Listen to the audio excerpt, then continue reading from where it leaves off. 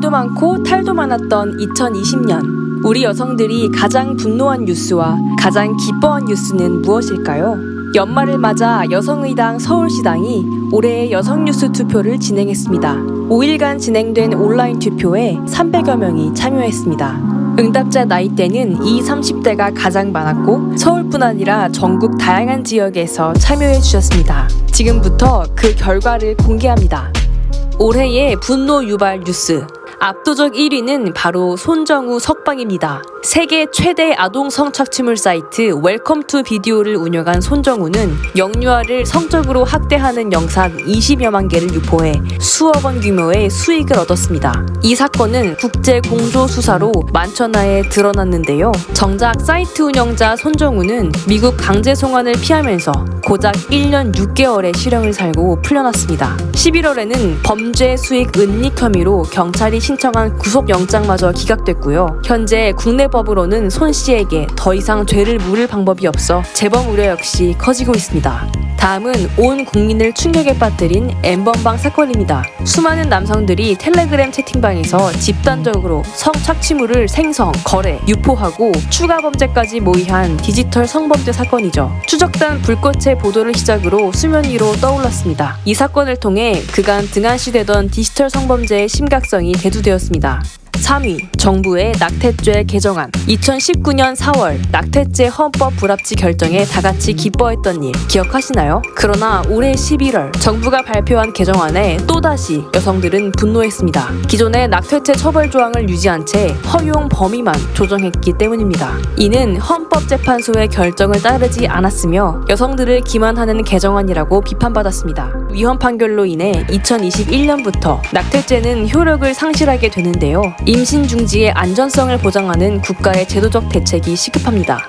4위, 지난 12월 12일 조두순이 12년의 형기를 마치고 출소하여 사회로 복귀했습니다. 끔찍한 아동 성범죄를 저질렀음에도 음주 상태였다는 이유로 12년으로 형량이 줄어 사회적 공분을 일으켰는데요. 조두순은 전자발찌를 차고 원래 거주하던 안산으로 돌아갔고 피해자 가족은 결국 떠나게 되었습니다. 가해자의 인권을 우선하느라 피해자와 지역민의 일상이 파괴되는 상황에 탄식이 잇따르는 상황입니다. 다음은 5위입니다. 올해 7월 박원순 전 서울특별시장이 직원에게 성폭력으로 고소당한 이후 스스로 목숨을 끊는 사건이 발생해 전 국민에게 충격을 안겼습니다. 사건을 조사할수록 서울시가 피해자의 문제제기를 묵인, 방조했다는 정황이 드러났는데요. 직장 내 성폭력의 구조적 문제를 해결해야 한다는 여론이 거세게 일었습니다. 6위, 국립현대미술관 강간인형 전시 사건. 올해의 작가상 후보 전시회가 논란에 휩싸였습니다. 여성 신체를 본딴 성인용품을 제작하고 사용하는 과정을 다큐멘터리로 전시했기 때문인데요. 예술의 탈을 쓴 여성 혐오 전시라는 비판이 일었지만 미술관은 별다른 조치를 취하지 않겠다고 밝혔습니다. 한편 리얼돌이라고 불리는 강간인형 산업은 세계적으로 세를 불리고 있는데요. 지난 6월 대법원이 수입을 허가하면서 국내에 리얼돌 체험방이 100개 가까이 생겨났습니다. 7위, 코로나 여파 속 고용 위기를 직면한 여성들. 올해 4월 코로나로 인해 급증한 일시휴직자 중 61.6%가 여성이었습니다. 또한 같은 기간 여성 고용률은 남성 고용률보다 1.5배 더 크게 감소했습니다. 재난 피해가 여성의 생계에 집중되고 있는 것입니다. 이는 예견된 결과라는 것이 전문가의 분석인데요. 경제 위기 때마다 여성이 가장 먼저 해고되는 문제가 반복되는 현실에 많은 여성들이 분노와 좌절을 겪고 있습니다. 성인지적 고용대책 수립이 시급합니다. 8위, 대전 MBC의 아나운서 채용 성차별. 유지은 아나운서가 국가인권위원회에 진정을 제기한 것이 계기인데요. 인권위가 MBC 지역 계열사 16곳을 조사한 결과 정규직은 남성 위주로, 비정규직은 여성 위주로 채용한 정황이 발견됐습니다. MBC는 성차별적 채용 관행을 해소하는 대책을 마련하겠다고 밝혔습니다.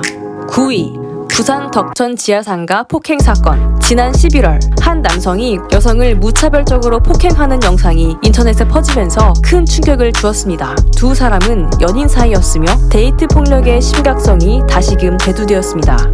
마지막 10위. 시중 일회용 생리대의 대부분에서 발암물질이 검출되었다는 자료가 최근 다시 논란이 되었습니다. 식약처는 검출량이 소량이며 인체에 유해한 수준이 아니라고 발표했는데요. 그러나 안전성 조사가 더 정확하고 세밀하게 이루어져야 한다는 지적 역시 있습니다. 여기까지 보느라 힘드셨죠? 다음 영상에서는 올해의 기쁜 뉴스를 전해드릴게요.